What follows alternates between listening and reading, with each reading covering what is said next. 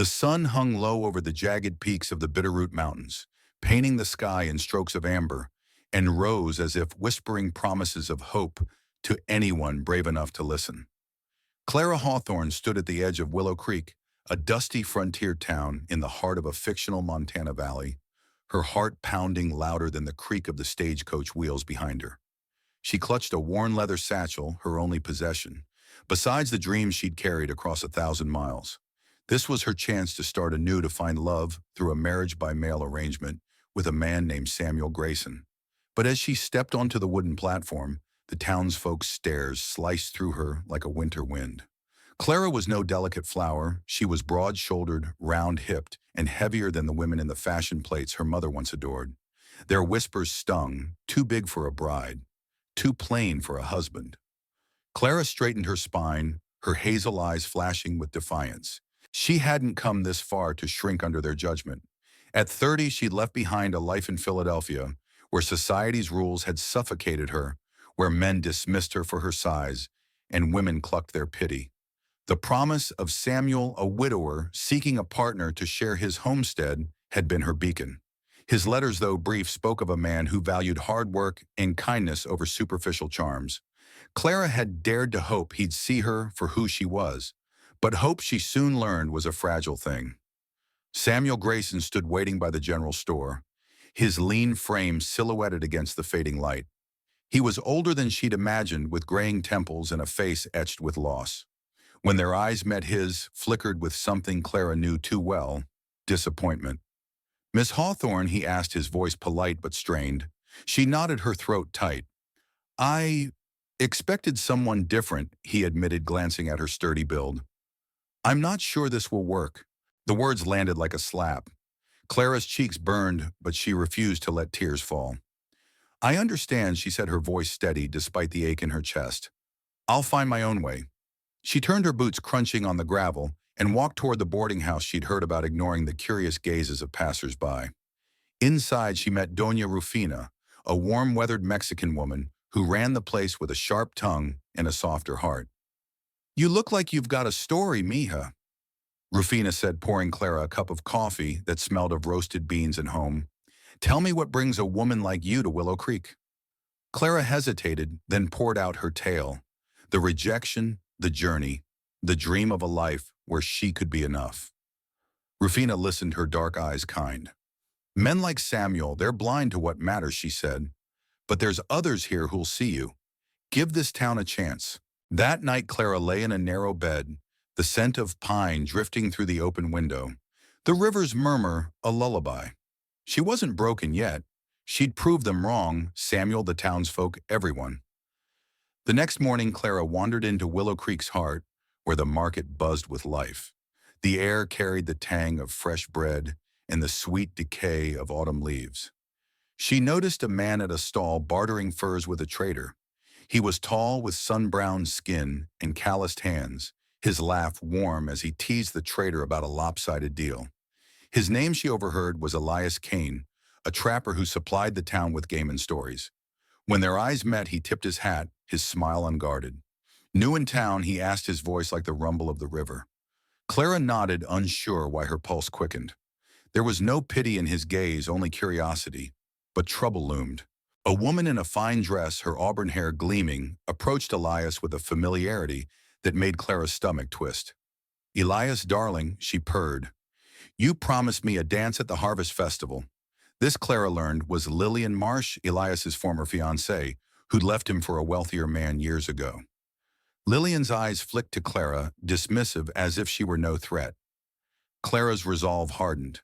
She'd come to Willow Creek for love, but she'd stay for herself. As the sun dipped below the mountains, Clara stood by the river, its waters reflecting her unyielding spirit. She wasn't just here for a husband, she was here to build a life. But could she find a place in this town where whispers followed her every step? And why did Elias Kane's smile linger in her mind? The river's song was softer at dawn, a gentle hum that wove through the mist, curling over Willow Creek's valley. Clara Hawthorne stood on the boarding house porch, her breath visible in the crisp morning air, her heart a tangle of resolve and uncertainty. Samuel's rejection still stung, a bruise she carried beneath her sturdy wool dress, but she wouldn't let it define her. Today, she'd take her first steps toward belonging, not as someone's bride, but as Clara whole and unbroken.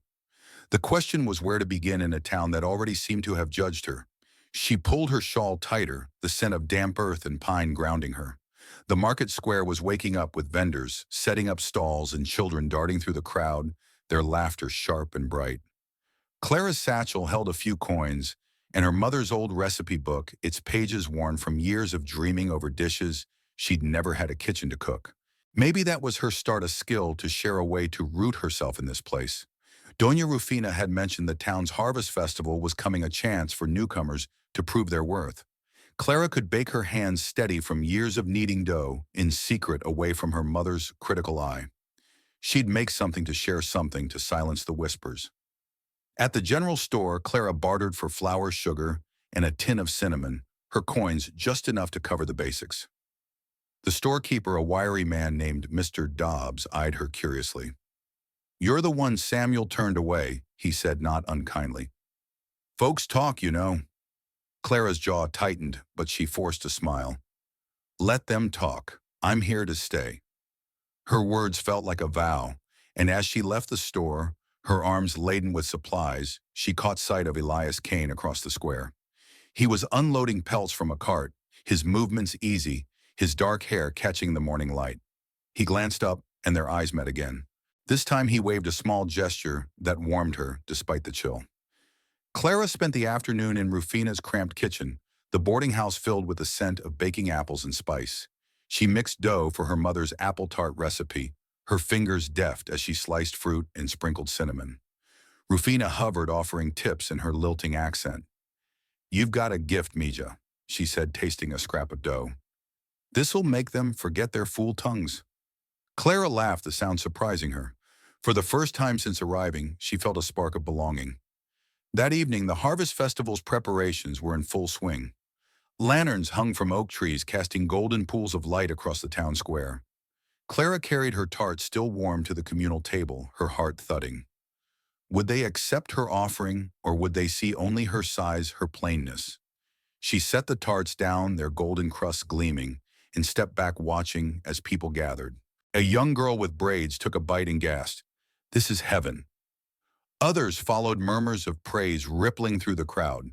Clara's chest swelled, but then she saw Lillian Marsh approaching, her silk dress rustling, her smile sharp as a blade. "Charity work, is it?" Lillian said, loud enough for others to hear. "Baking to win favor. How quaint." The words cut, but before Clara could respond, Elias appeared, a plate in hand. "Tastes like home to me," he said, taking a bite of tart, his eyes locking with Clara's. "Takes skill to make something this good." "You ought to try it, Lillian." The crowd chuckled, and Lillian's smile faltered. Clara felt a rush of gratitude, but also a flicker of something deeper. Elias saw her not as a curiosity, but as a person.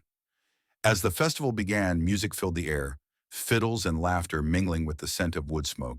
Clara stood at the edge, watching couples dance, her heart caught between pride and longing. Elias approached, his boots soft on the grass. "Care to dance?" he asked, his voice low. No trace of pity in his eyes. Clara hesitated, her old fears whispering, "You're too big, too clumsy." But his hand was outstretched, steady, waiting. Could she trust this moment, this man who seemed to see beyond her surface? Or was this just another fleeting kindness in a town full of doubts? The fiddles sang a lively tune, their notes spiraling into the night like sparks from the bonfire at Willow Creek's Harvest Festival. Clara Hawthorne stood frozen, Elias Kane's hand still outstretched, his hazel eyes steady under the brim of his hat. The weight of the townsfolk's gazes pressed against her, their whispers a faint hum beneath the music.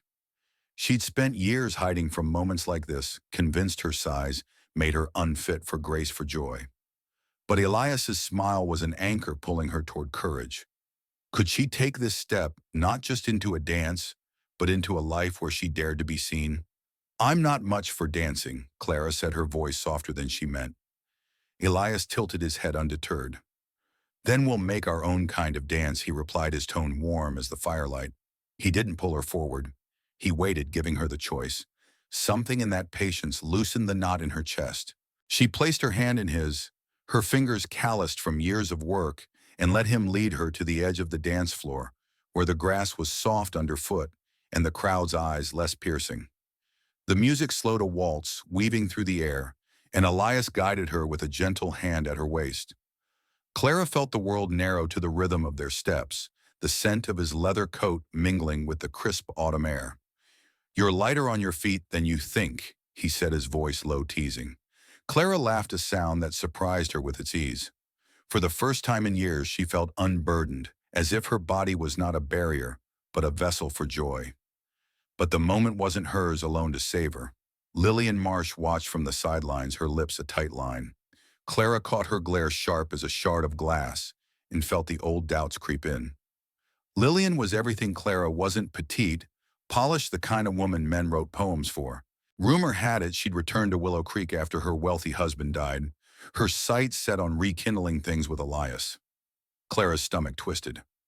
Why would a man like Elias, kind but weathered by his own losses, choose her over someone like Lillian? As the dance ended, Elias didn't let go right away. "You made those tarts everyone's talking about, didn't you?" he asked, his eyes searching hers. Clara nodded, her cheeks warming. "They're just apples and flour," she said, shrugging. "Nothing special." Elias shook his head. "Takes heart to make something that brings people together. That's special." His words landed softly like the first snow of winter, and Clara wondered if he could see the hope she guarded so fiercely. The festival carried on, but Clara needed air. She slipped away to the riverbank, where the water gleamed under a crescent moon, its surface rippling with secrets. Doña Rufina found her there, her shawl draped over her shoulders, like a hug. "You danced with Elias Kane, Rufina," said, her tone teasing, but kind. "That man's got a past, but his heart's true. Don't let Lillian's shadow dim your light." Clara sighed, the weight of the day settling in. "I came here for a new start, Rufina. But what if I'm not enough for this town, or for him?" Rufina's eyes crinkled with wisdom. "You're enough for you, mija. That's where it starts. The rest will follow." Clara wanted to believe her, but Samuel's rejection still echoed, and Lillian's presence was a reminder of all she'd been taught to fear.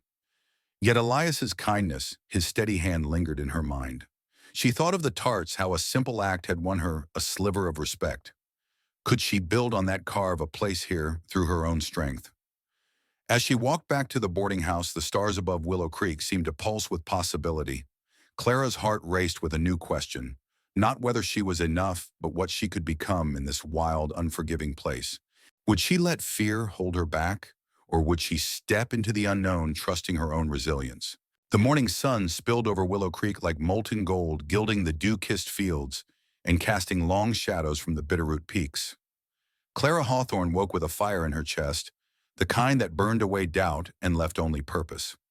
Last night's dance with Elias Kane had stirred something in her, a flicker of possibility that she could be more than the woman Samuel rejected, more than the whispers that trailed her like a shadow. Today she'd plant her first seed in this town, not just for love, but for a life she could claim as her own. But how do you build a home in a place where you're still a stranger? Clara, dressed in her simplest frock, the cotton soft against her skin, and headed to the kitchen, where Doña Rufina was already kneading dough. The air smelled of yeast and coffee, grounding her. "I want to do more than bake for festivals," Clara said, her voice firm. "I want to contribute, to be part of Willow Creek." Rufina's eyes gleamed with approval. "There's a plot of land near the river," she said. "Abandoned, overgrown. The town council's been arguing over what to do with it. You could claim it grows something, food, flowers, a legacy." The idea took root in Clara's mind. A garden, her garden, where she could nurture life, prove her worth beyond her appearance. She spent the morning walking to the plot, her boots sinking into the soft earth, the river's murmur a constant companion. The land was wild, choked with weeds and brambles, but beneath it, Clara saw potential: rich soil, sunlight, the promise of growth. She knelt, pressing her hands into the dirt, its cool, damp scent filling her lungs. This was something she could shape, something no one could take away. At the town hall, Clara faced the council, a group of stern-faced men, and one sharp-eyed woman, Mrs. Caldwell, who'd been among those whispering about her arrival. "I'd like to claim the river plot," Clara said, her voice steady, despite the knot in her stomach. "I'll turn it into a community garden, grow food for the town, share the harvest." The room fell silent, skepticism thick in the air. Mrs. Caldwell raised an eyebrow. You're new here, Miss Hawthorne. What makes you think you can tame that land? Clara met her gaze. I've tamed worse than weeds, doubt, fear, rejection. Give me a chance and I'll show you. Murmurs rippled through the council, but Elias Kane's voice cut through. He was there leaning against the back wall, his presence quiet but commanding. I've seen her work, he said, his tone even. Her tarts fed half the town last night.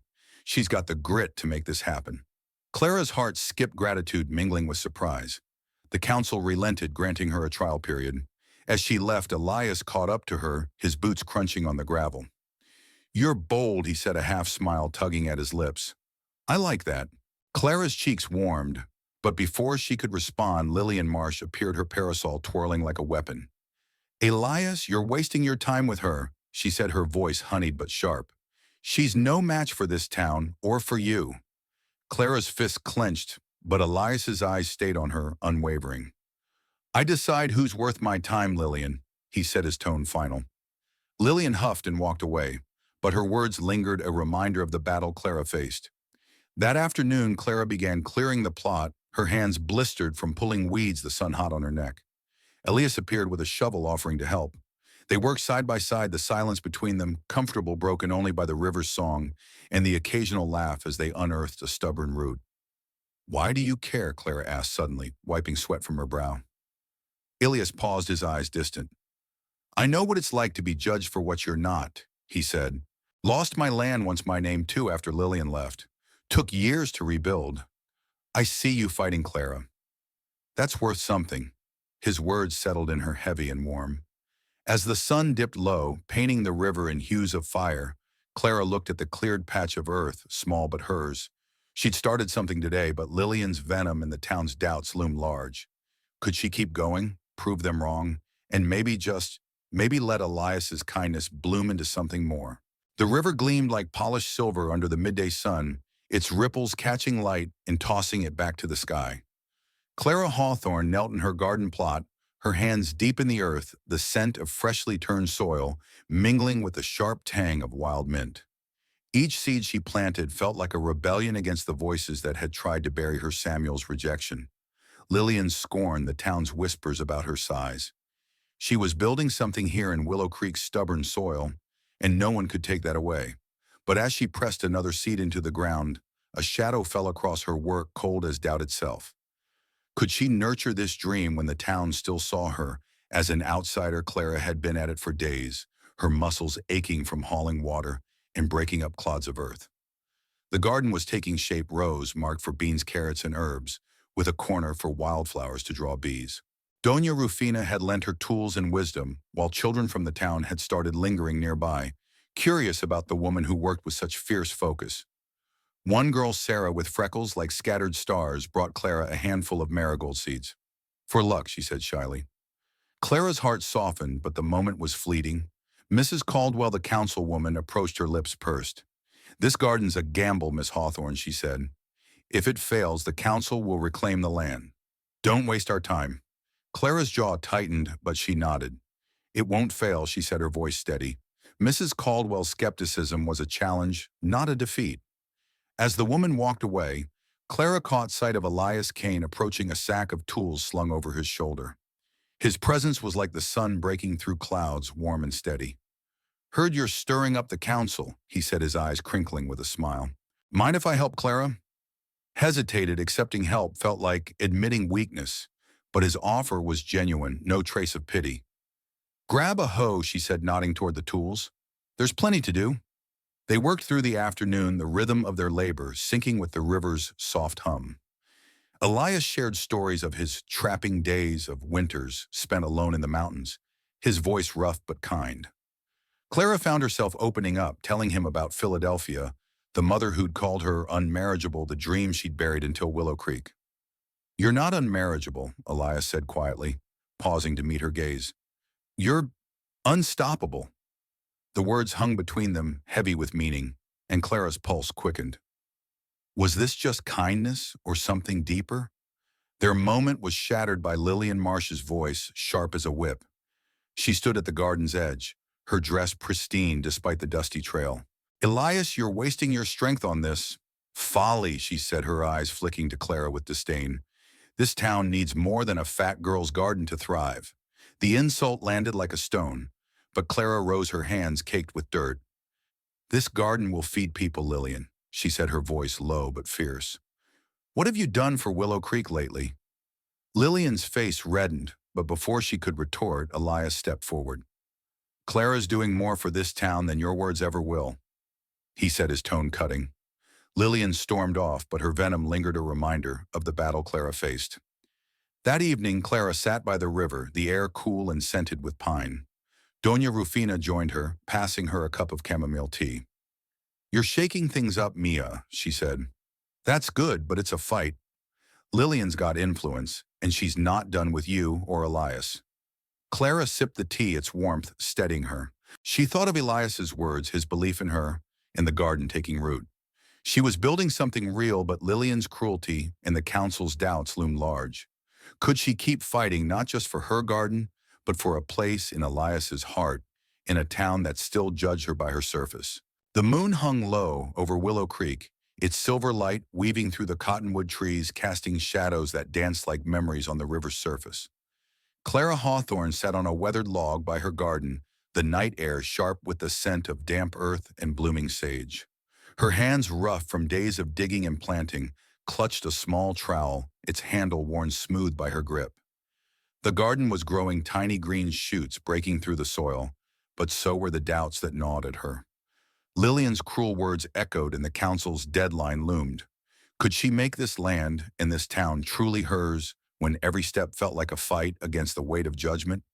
Clara's thoughts drifted to Elias Kane. His steady presence in the garden, his quiet defense against Lillian, had stirred something in her, a longing she hadn't dared name. But fear whispered, why would he choose you? She'd come to Willow Creek for a marriage by mail, only to be rejected by Samuel for her size. Elias was different, but was his kindness love or just pity dressed up in a trapper's smile? She shook her head, digging the trowel into the dirt. She hadn't come this far to lose herself to doubt. The next morning, Clara woke to a commotion in the town square. A wagon had overturned, spilling sacks of grain meant for the winter stores. The townsfolk gathered, arguing over how to salvage it, their voices sharp with worry. Clara saw an opportunity not just to help, but to show Willow Creek what she could do. She approached Mr. Dobbs, the storekeeper, who was wringing his hands. I can organize the cleanup, she said. We'll save what we can and bake bread for the town with the rest. Dobbs hesitated, but her confidence won him over. Get it done, he said. Clara rallied a group of volunteers, including young Sarah and a few skeptical farmers. She worked with a quiet authority, directing them to sort the salvageable grain and haul it to Rufina's kitchen. Elias joined, rolling up his sleeves, his strength a steady anchor. You're a natural at this, he said, hefting a sack onto his shoulder. Clara smiled, her heart lighter. Just doing what needs doing, she replied, but his approval warmed her like the sun on her back. By afternoon, the kitchen was alive with the scent of baking bread, Clara's hands kneading dough alongside Rufina and Sarah. The townsfolk trickled in, drawn by the aroma, their skepticism softening as they tasted the warm loaves. Even Mrs. Caldwell nodded approvingly, though her praise was grudging. You've got a knack, she said. Clara felt a surge of pride, but it was tempered by Lillian's arrival. She stood in the doorway, her eyes narrowing. Charity bread now, she said loud enough for all to hear. Clara, you're trying so hard to fit in. It's almost desperate. The room stilled, but Clara didn't flinch. It's not desperation, Lillian, she said, her voice clear. It's community, something you might not understand. A few gasps rose, followed by murmurs of agreement. Elias stepped closer, his presence a silent shield. Lillian's smile tightened, and she left without another word. Clara's hands trembled as she handed out another loaf, but her resolve grew stronger. She was done shrinking. That evening, Elias found her by the river, where the water reflected the last light of dusk. You stood up to Lillian today, he said, sitting beside her. That took guts. Clara shrugged her eyes on the current. I'm tired of being invisible, she admitted. Elias was quiet for a moment, then said, I see you, Clara. Not just what you do, but who you are. His words were soft, but they hit like a spark, igniting something in her chest. She met his gaze, searching for truth in his eyes. Was this the start of something real or another hope destined to fade? As the stars emerged, Clara felt the weight of her choices. The garden, the bread, the town, they were pieces of a life she was building. But Lillian's influence and the council's doubts still threatened her place here. Could she keep pushing forward, not just for Willow Creek, but for the chance at a love that saw her fully? Thunder rumbled over Willow Creek, a low growl that shook the leaves and sent ripples across the river's glassy surface. Clara Hawthorne stood in her garden, the air heavy with the scent of rain and bruised herbs, her hands stained with soil as she secured her fragile plants against the coming storm. The green shoots she'd nurtured were stronger now, their roots gripping the earth, but they weren't ready for a tempest. Neither, she feared, was she. Lillian's barbed words and the council's watchful eyes pressed against her in Elias's quiet confession by the river. "I see you," Clara had left her heart exposed. Could she trust this fragile hope, or would it be swept away like her garden in the storm? The past week had been a whirlwind. Clara's bread baking had won her allies, Sarah's family, Mr. Dobbs, even a few farmers who'd tasted her loaves and offered seeds for her garden. But Lillian's influence lingered, her whispers turning heads at the market, painting Clara as an outsider grasping for acceptance. Mrs. Caldwell, ever the council's voice, had reminded Clara of the deadline: 1 month to prove her garden's worth, or the land would be reclaimed. The pressure was relentless, but Clara poured it into her work, rising before dawn to weed, water, and plan. Her garden was more than plants. It was her defiance, her proof that she belonged. That morning, as clouds gathered, Clara headed to the town hall to request a small grant for irrigation tools. The council chamber smelled of polished wood and pipe smoke, and the men's skeptical gazes weighed on her. "You're asking for the town's resources," Mrs. Caldwell said, her tone clipped. "What guarantee do we have your garden won't fail?" Clara stood tall, her voice steady. "My guarantee is my work. I've fed this town once already. I'll do it again." A few councilmen nodded, impressed, but before they could vote, Lillian swept in her presence like a cold wind. "This is a waste," she said, her voice smooth but venomous. "Clara's no farmer. She's playing at belonging, and we'll all pay for her failure." Clara's fists clenched, but before she could speak, Elias stepped forward from the back of the room. He'd been there unnoticed, his trapper's coat dusted with trail dirt. "Clara's done more for Willow Creek in weeks than some have in years," he said, his eyes on Lillian. "Her garden's feeding hope, not just bellies. You'd see that if you looked beyond your own pride." The room buzzed and Lillian's face flushed, but she said nothing, her exit swift. The council granted Clara's request, a small victory that felt like a mountain climbed. As rain began to fall, Clara and Elias worked to protect the garden, tying down tarps and digging trenches to divert water. The storm's first drops were cold, soaking through Clara's dress, but Elias's presence warmed her. "Why do you keep helping me?" she asked, her voice nearly lost in the wind. Elias paused, rain streaking his face. "Because you remind me of what I lost," he said. "I was broken once after Lillian left. You're building something real, Clara. I want to be part of it." His words hung between them, raw and unguarded, and Clara's heart raced. Was this love, or just two wounded souls finding solace? The storm hit hard that night, wind howling through Willow Creek, rattling windows and bending trees. Clara lay awake in the boarding house, listening to the chaos, fearing for her garden. Doña Rufina sat with her, her voice calm. "Storms test us, mija," she said, "but they also show what's strong enough to stand." Clara nodded, clinging to that wisdom. By morning, the rain had stopped, and she raced to the garden, her boots slipping in the mud. Some plants were battered, but most stood firm, their roots holding fast. Elias was already there, clearing debris, his smile a beacon. "It held," he said, pride in his voice. But as Clara surveyed her work, a new challenge loomed. Lillian's words had planted seeds of doubt in the town, and whispers of a petition to reclaim the land reached her ears. Could she weather this storm of judgment, protect her garden, and let her heart open to Elias's quiet strength? The dawn broke over Willow Creek. With a fragile clarity, the sky washed clean by the storm, its edges tinged with the soft pink of new beginnings. Clara Hawthorne stood in her garden, the air sharp with the scent of wet earth and bruised leaves, her heart a battleground of hope and fear. The storm had spared most of her plants, their green tips piercing the soil like tiny acts of defiance. but the whispers of a petition to reclaim her land cut deeper than any wind.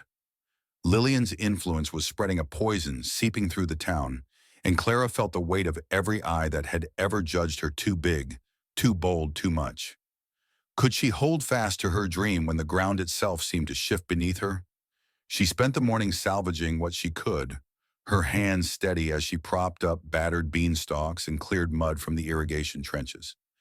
Sarah, the freckled girl, appeared with a basket of wilted flowers she'd saved from the storm. "For your garden," she said, her smile bright. Clara's throat tightened. Small allies like Sarah were reminders of why she fought. But as they worked, Mr. Dobbs approached, his face grim. "There's talk, Clara," he said, lowering his voice. "Lillian's got a petition going. Says your garden's a risk, that the land's better used for grazing. The council's listening." Clara's stomach dropped, but she forced a nod. "Thank you for telling me," she said, her voice calm, despite the fire in her chest. She wouldn't let Lillian's scheming uproot her. That afternoon, she marched to the town hall, her boots leaving muddy prints on the wooden floor. The council was in session, and Lillian stood at the front, her voice smooth as she argued for the land's repossession. "Clara's untested," she said, glancing at her with a pitying smile. "We need stability, not experiments." The council murmured some nodding, and Clara felt the room shrink around her. She stepped forward, her heart pounding. "This garden isn't just mine," she said, her voice ringing clear. "It's for Willow Creek, for the children who'll eat fresh vegetables, for the families who'll share the harvest. I've worked this land with my hands, my heart. Give me the season to prove it." Her words hung in the air, and for a moment the council's skepticism wavered. Elias, who'd slipped in quietly, spoke up. "I've seen her work," he said, his voice steady. "She's not just planting seeds, she's planting hope. You take that land, you're taking from all of us." His eyes met Clara's, and she saw not just support, but belief, raw and unshakable. The council postponed their decision, giving Clara until the harvest to prove her garden's worth. As she left, Lillian's glare followed her, but Elias fell into step beside her, his presence a quiet strength. "You spoke like a leader today," he said, his voice low. "You're changing this town." Clara's cheeks warmed, but doubt lingered. "What if I fail?" she asked, her voice barely a whisper. Elias stopped, turning to face her, the fading sunlight catching the lines of his face. "You won't," he said. "Not because you're perfect, but because you don't give up. And I'm here, Clara, if you'll let me be." His words struck deep, stirring a warmth she hadn't felt in years. They walked to the river, its waters calm, now reflecting the first stars. Clara wanted to trust him, to believe in this connection growing between them, but fear held her back. Elias had a past with Lillian, a wound he carried quietly. Could she trust his heart, or was she just a refuge from his pain? As they sat by the water, the air cool and scented with pine, Clara shared a piece of her own, past her mother's cruel words, the men who dismissed her. Elias listened, his silence a gift. "You're not what they said you were," he murmured. "You're more." As fireflies began to flicker, Clara felt a spark of courage. The petition, the council, Lillian, they were storms she could face. But opening her heart to Elias, to the possibility of love, was a risk she wasn't sure she could take. Could she fight for her garden and her place in Willow Creek, while daring to believe in a future with him? The sun rose over Willow Creek, like a promise, kept its golden light spilling across the valley, warming the earth where Clara Hawthorne's garden thrived. She stood among her rows of beans and carrots, their leaves lush and defiant, a testament to weeks of sweat and stubborn hope. The air carried the sweet scent of ripening vegetables and the faint hum of bees drawn to her wildflowers. The harvest was near, her chance to prove the council wrong and silence Lillian's petition. But as Clara's hands brushed the sturdy stalks, her heart wrestled with a deeper question. Could she nurture love as fiercely as she'd nurtured this land, or would fear keep her walled off from Elias Kane? The past weeks had been a blur of work and quiet victories. Clara's garden had become a gathering place. Children like Sarah helped water the plants, and farmers stopped by to share tips or take cuttings. Even Mrs. Caldwell had softened, bringing a basket of apples for the common good. But Lillian's petition still loomed, gaining signatures from those swayed by her charm or skeptical of Clara's outsider status. Clara felt the pressure like a stone on her chest, but she channeled it into her work, rising before dawn to tend the garden and plan a harvest festival to showcase her yield. Elias was a constant presence, hauling water or mending fences, his quiet strength a balm to her doubts. They'd grown closer, sharing stories under the stars, his, of a childhood lost to a fire that claimed his family's farm, hers, of a life spent hiding her worth. One evening, as they sat by the river, the water shimmering like liquid moonlight, Elias took her hand. "Clara," he said, his voice rough with feeling, "I don't just admire you. I'm falling for you. Your heart, your fight, all of you." The words stole her breath, but fear surged too. Lillian's shadow lingered, and Clara's old wounds whispered, "You're not enough." She pulled her hand away, her heart racing. "Elias, I don't know if I can trust this," she admitted, her eyes on the river. "I came here for a new start, but I've been burned before." Elias's face softened, no trace of anger. "I've got scars too," he said. "Lillian left me when I had nothing. But you, Clara, you're building something real. I want to build it with you if you'll let me." His honesty cracked her defenses, but she needed time to believe in a love that saw her fully. The Harvest Festival arrived, transforming Willow Creek Square into a tapestry of lanterns, music, and laughter. Clara's garden yielded baskets of vegetables, their colors vibrant against the wooden tables. She'd baked pies and breads, their scents mingling with wood smoke and autumn leaves. The townsfolk gathered, tasting her harvest, their praise loud and genuine. Mr. Dobbs clapped her shoulder and Sarah hugged her tight. Even Mrs. Caldwell offered a rare smile. "You've done well," she said. "The council's taking note." But Lillian's presence cast a chill. She approached the council's table, her petition in hand, her voice loud. "This is a start," she said, gesturing to the garden's bounty, "but it's not enough to justify the land. We need more than one woman's whim." Clara's heart sank, but she stepped forward, her voice steady. "This isn't a whim," she said. "It's a promise to feed this town, to build a future. Judge me by my work, not your doubts." The crowd murmured some cheering, and Elias's eyes shone with pride. As the festival wound down, Clara stood by her garden, the stars bright above.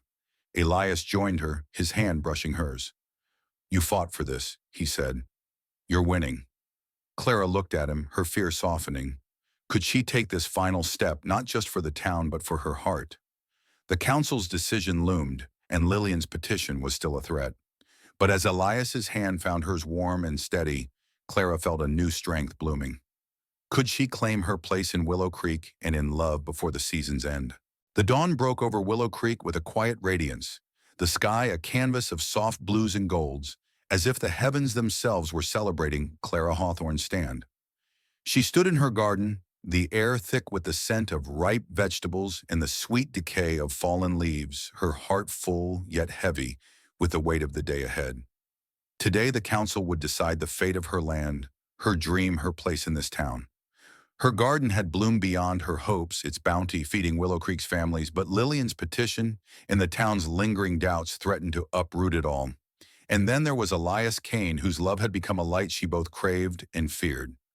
Could she claim victory not just for her garden, but for a life built on courage and love? The weeks since the Harvest Festival had been a whirlwind of effort. Clara had rallied the town, organizing children to distribute vegetables and teaching women like Sarah's mother to preserve the harvest. Her garden had become a symbol of possibility, drawing even the skeptics to her side. Doña Rufina had been her rock, offering wisdom and fierce encouragement, while Sarah's bright laughter kept Clara grounded. But Lillian's petition had grown fueled by her charm and whispers of Clara's unfitness as an outsider, and a woman who defied expectations. The council's decision would test everything Clara had fought for. As she walked to the town hall, the river's gentle murmur steadied her nerves, its waters reflecting the morning light like a mirror of her resolve. The hall was packed, the air thick with anticipation and the faint scent of polished wood. Clara stood before the council, her hands clasped to hide their trembling. "This garden isn't just mine," she said, her voice clear and strong. "It's Willow Creek's, a place to grow, to share, to build together. I've poured my heart into this land and it's fed your families. Let it stand and I'll keep giving back." Her words carried a quiet power, and the room stirred, some nodding, others whispering. Lillian rose, her petition in hand, her smile sharp. Clara's done well, she said, her tone dripping with false sweetness. But this land could serve the town better under experienced hands. She's new, unproven. We can't risk our future on her. The council hesitated, their faces unreadable, and Clara's heart sank. But then Elias stepped forward, his trapper's coat dusted with frost, his voice steady as the mountains. Clara's proven more than most, he said. She's fed us, united us, shown us what this town can be. If you take her land, you're taking our hope. His eyes met Clara's, fierce with belief, and she felt her fear dissolve. The council deliberated, and when Mrs. Caldwell stood, her expression softened. "The garden stays," she said. "Miss Hawthorne, you've earned your place." Cheers erupted, and Clara's knees nearly buckled with relief. Lillian's face twisted, but she left without a word, her influence broken. As the crowd spilled into the square, Clara felt hands clap her shoulders, voices offering thanks. Sarah hugged her, and Rufina's eyes shone with pride. "You did it, mija," she whispered. That evening, Clara and Elias walked to the river, the stars bright above the air, crisp with the promise of winter. "You changed this town," Elias said, his voice soft. "And me." Clara took a breath, her heart open at last. "I was scared," she admitted, "of you, of love, of not being enough. But you saw me, Elias, from the start." He took her hands, his touch warm and sure. "I love you, Clara," he said. "Not for what you do, but for who you are." She leaned into him, their kiss a quiet vow under the starlit sky. Months later, Clara and Elias married in the garden, surrounded by blooming wildflowers and the townsfolk who'd become family. They built a home by the river, its walls filled with laughter and the scent of fresh bread. Clara's garden grew a legacy of resilience that fed Willow Creek for years to come, proving that love and courage could take root anywhere. If you love this story of resilience and love overcoming prejudice, please like, share, and subscribe to the channel to explore more. What did you think of Clara's journey? Leave a comment with the keyword legacy and share your thoughts.